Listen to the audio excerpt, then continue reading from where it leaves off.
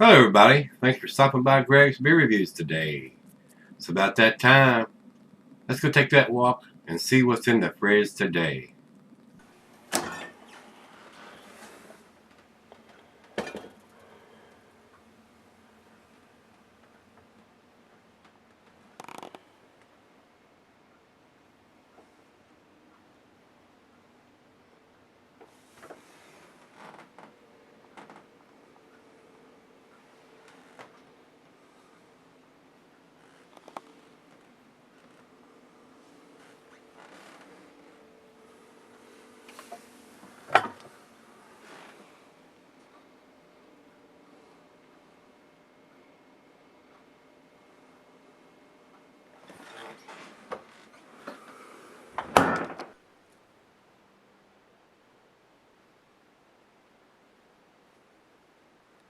Hey everybody, thanks for stopping by Gregsbeerreviews today. Hopefully this is going to be a big treat.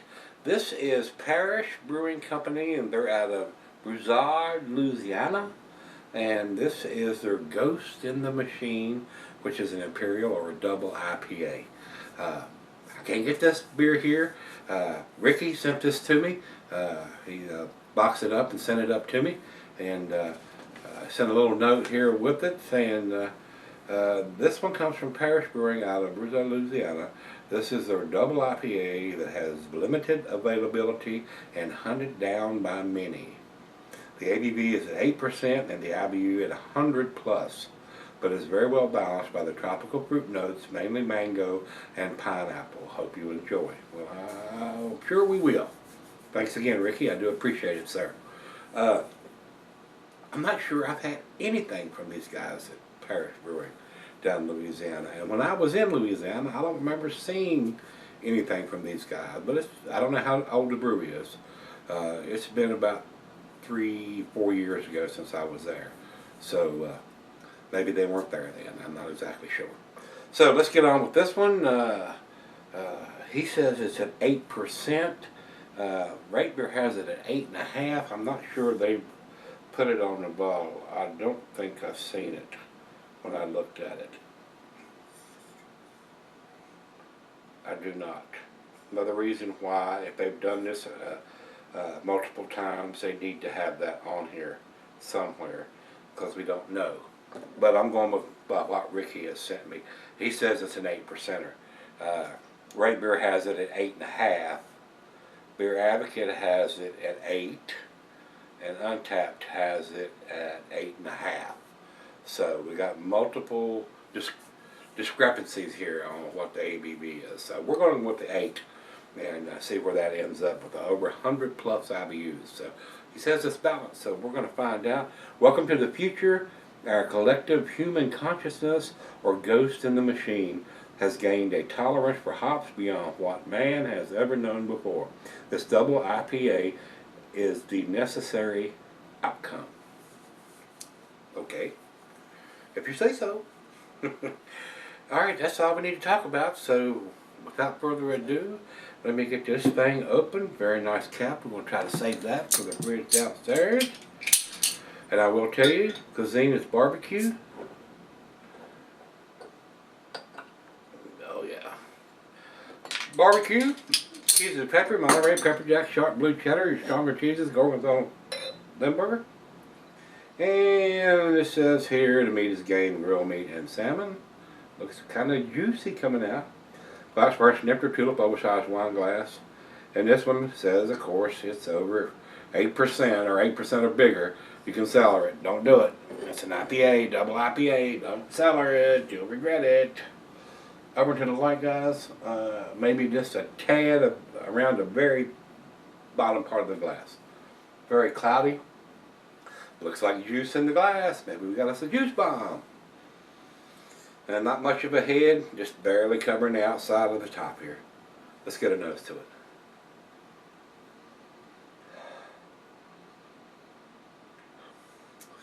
Citrusy, pineapple. Some mango in there. I'm almost getting some kind of grapefruit zest. Like I put some peel or something in there. Does have a tangy aroma. Or should I say twangy? Tangy, twangy. Well, it's that time. Let's dive in. Cheers, everybody. Cheers, Ricky.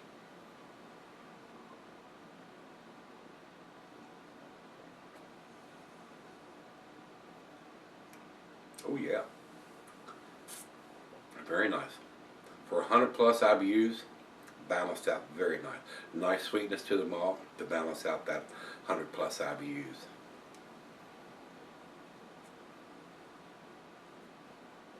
Wow, that is delicious. I would have drank this when I was in New Orleans.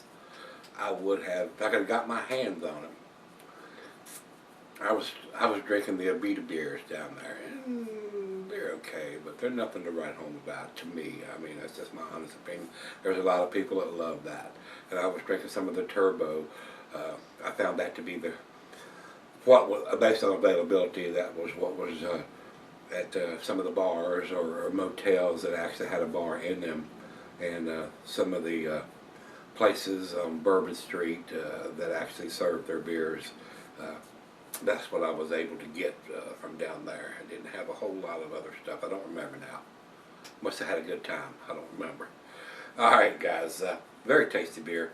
Seems to be very well balanced. A lot of fruitiness in the beer. Definitely getting the grapefruit and the mango and stuff in here, like Ricky said. That's exactly what I'm getting. Very tasty.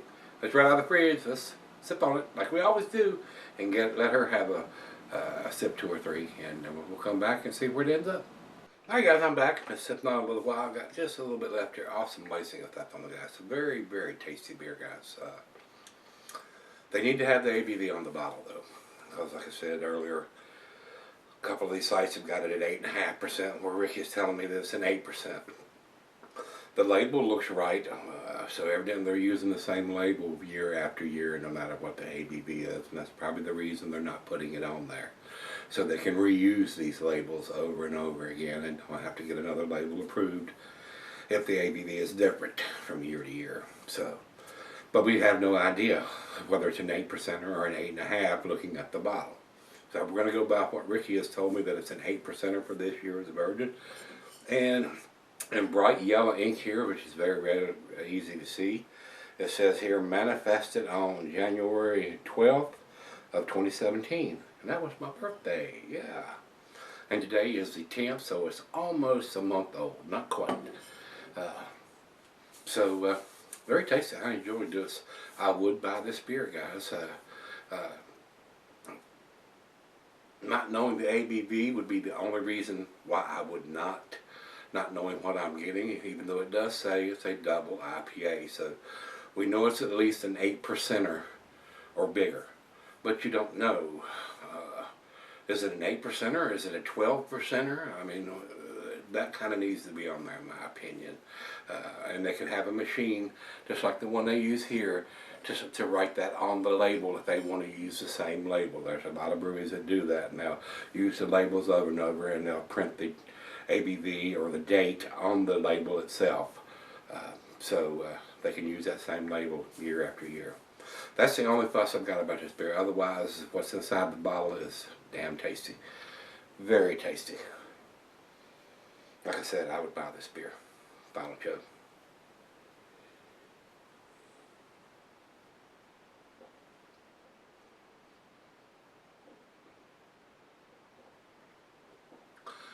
The orangey, mango, tropical fruit notes are awesome. And the bitterness, there are some pale ales that have a more bitter taste than this.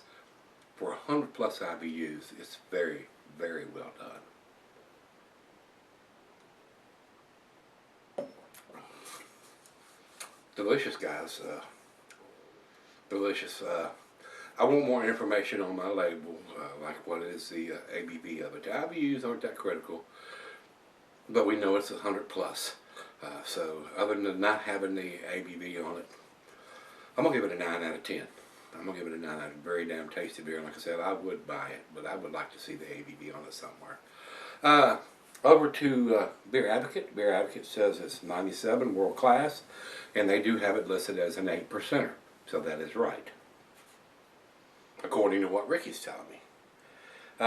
Over to Rate Beer. Rate Beer has it at 8.5%, and they've given it a 99 on that version. So I don't know if that was last year's edition or what, that they come up with those numbers. And for our final check-in, Untapped also has it at 8.5%, which is unusual for them. They usually will have two different versions, and they may, I didn't see it. It may be there for the 2017, 2016 version or whatever, and have the AB listed correctly. Sometimes it's hard to find. Some of these sites list them individually, and especially Untapped, so it may be there somewhere for the 2017 version. But I didn't see it. That doesn't mean it's not there. It may have it at 4.32, which is that well into their A numbers. So it's an A beer, guys, all the way around, whether it's an 8% or an 8.5. It's very, very tasty, very well done. And I can see why it's highly sought after. This is a very, very tasty beer. And going along with the juice bombs that are coming out now, unfiltered beers, this fits right in there with it. Very, very well done. So, if you've had this one from Parrish Brewing, their Ghost in the Machine Double IPA, let me know what you think, guys. I enjoyed this. It's very tasty.